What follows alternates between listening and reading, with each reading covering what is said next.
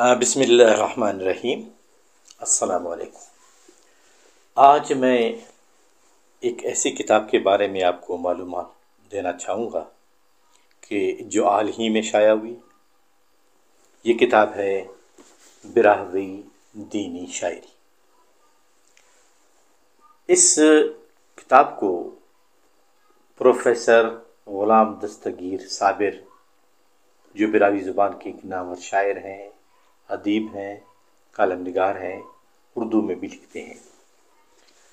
اس کتاب میں براہوی دینی شاعری کے حوالے سے تحقیق کی گئی ہے۔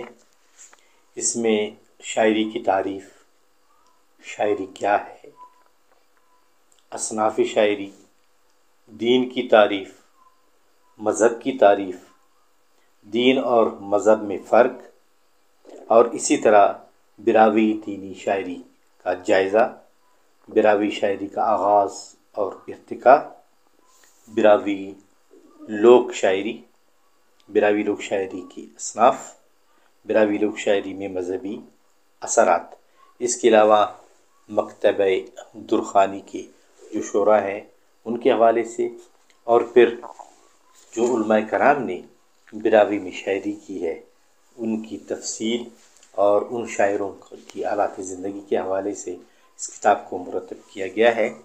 یہ ایک اچھی اور معلوماتی کتاب ہے۔ اس کو براہوی ادبی سوسائٹی نے شائع کیا ہے۔ یہ آپ کو براہوی کتاب مرکز، اسپنی روڈ، مبارک چوک، کوئٹہ سے مل سکتی ہے، اور اس طرح کی دیگر کتابیں بھی ہمارے ہاں موجود ہے۔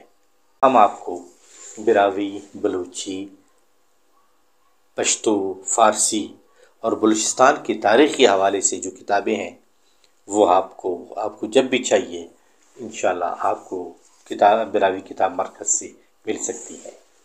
ہمارے چینل برس ٹی وی کو سبسکرائب کریں۔ اجازت چاہتا ہوں۔ اللہ حافظ۔